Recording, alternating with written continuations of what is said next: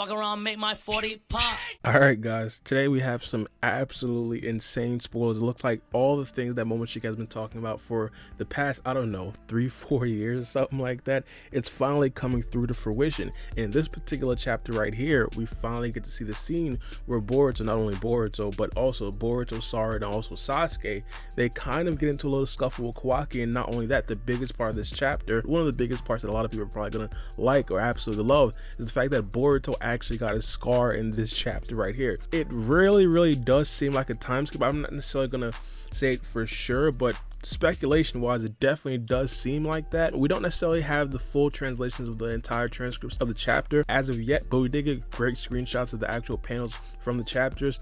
And of course, this thing right here looks absolutely insane. A couple of things I definitely found a bit weird. Kawaki didn't necessarily activate the second stage of his Karma Seal or his last version of the Karma Seal. Not only that, he didn't necessarily transform his Idojutsu into his strongest form.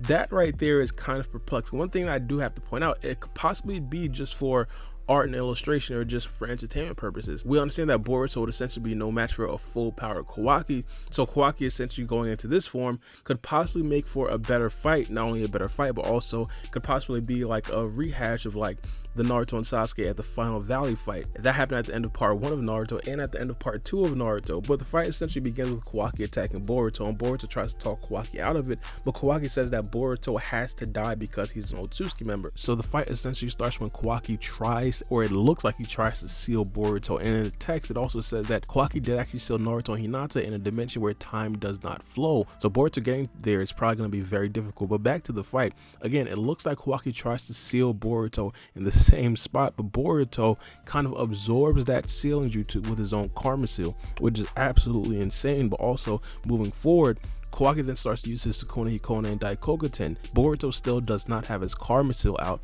but Kawaki is still attacking him. And not only that, Boruto is actually legitimately defending himself against these abilities without his Karma Seal. And then after all that is essentially dodged and maneuvered away from Boruto, Kawaki then tries to attack Boruto with his cell multiplication on his hand, and Boruto kind of blocks it. Boruto then activates his Karma Seal and then uses a Rasengan to essentially blast Kawaki's arm away. This right here provided us with probably one of the most legendary screenshots that we're probably going to get. One of the unfortunate scenes that did actually happen like in the middle of the Boruto versus Kawaki fight, Sarada kind of interrupted it. Now I hate this for Sarada mainly because it kind of brings back to the times where Sakura kind of got involved in the Naruto and Sasuke fights, but a lot of times not just in the Naruto and Sasuke battles, she'd kind of become a liability and actually end up hurting the main character, which in this case that happened with Boruto. So Sarada enters the scene and she essentially felt the need to actually try to stop Kawaki and everything like that, and she essentially says, as the future Hokage, how can I let this happen?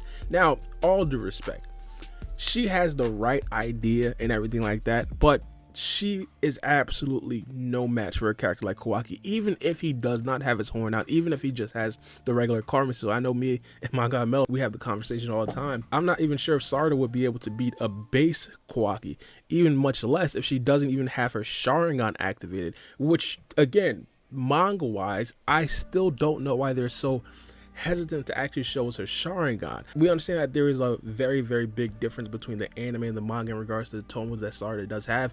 Sarada had her third tomos ever since the Boro fight in the Boruto manga. In the anime, we're well past that, well past the Ishiki Otsutsuki versus Naruto fight, and she still does not have her third tomo. So I'm guessing that right there could possibly be a reason as to why she doesn't necessarily activate it here. But even still, it just doesn't make that much sense for Sarada to actually try to be involved in this particular fight. And as I said a bit earlier, essentially what was one of Sakura's downfall, and hopefully they don't necessarily start calling Sarada useless as they did with Sakura. But in this particular situation, Kawaki starts to prepare to kill Sarada, and the text says, as I thought, you shinobis are doomed to die an early death, essentially hinting back to what he was saying in the prior chapter. And then Boruto saved Sarada, and this right here is exactly where he gets the scar.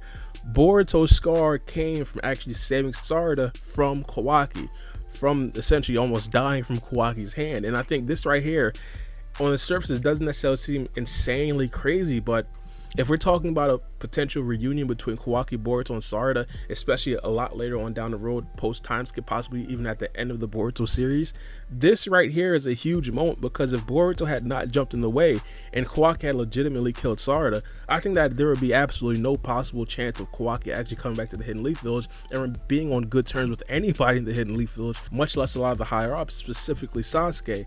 So Boruto actually got his scar from this, and it's absolutely insane. So the fight essentially ends right there, and then Shikamaru gets involved, Konohamaru gets involved, Mitsuki, they all get involved, they all arrive at the scene. Shikamaru essentially puts Kawaki in a shadow paralysis jutsu. Normally in this situation I'd be absolutely pissed off, because we already understand that Kawaki could just absorb Shikamaru's shadow paralysis jutsu, but it looks like Shikamaru thought ahead and actually came up with a plan. Mitsuki actually grabs Kawaki's hand and basically covers up his karma seal, so he can't necessarily absorb the shadow paralysis jutsu. So Kawaki is genuinely trapped. After that, Sasuke shows up. He says, "It's over, Kawaki. I'm sorry if you resist, I'll have to kill you." This right here has to be one of the coldest scenes I've ever seen. Now, Sasuke and Kawaki interactions, they've always been peak top tier. Whenever those two are essentially in a scene like this, it always goes off. Remember the first time that Sasuke essentially seen Kawaki in the manga, he essentially sliced off Kawaki's right arm. Not only that, they also had a scene, of course, when they fought against Borushiki, another S tier scene. And now we're getting Sasuke and Kawaki content right here, where Sasuke is essentially stopping Kawaki from actually doing any further damage. Now here's where things really get interesting. After that particular point, Momoshiki awakens and helps Kawaki. Now he tells Kawaki to actually run away. Boruto is flat out no longer in control. This right here I was actually confused about. I was kind of surprised, man, because I kind of believed that Momoshiki wouldn't necessarily be able to do something like this at this particular point, man, because Boruto gave us a lot of like encouraging words that he thought that he could actually control Momoshiki just for right now. Turns out that wasn't the case at all. Momoshiki took over and actually did give Kawaki the leeway to actually leave.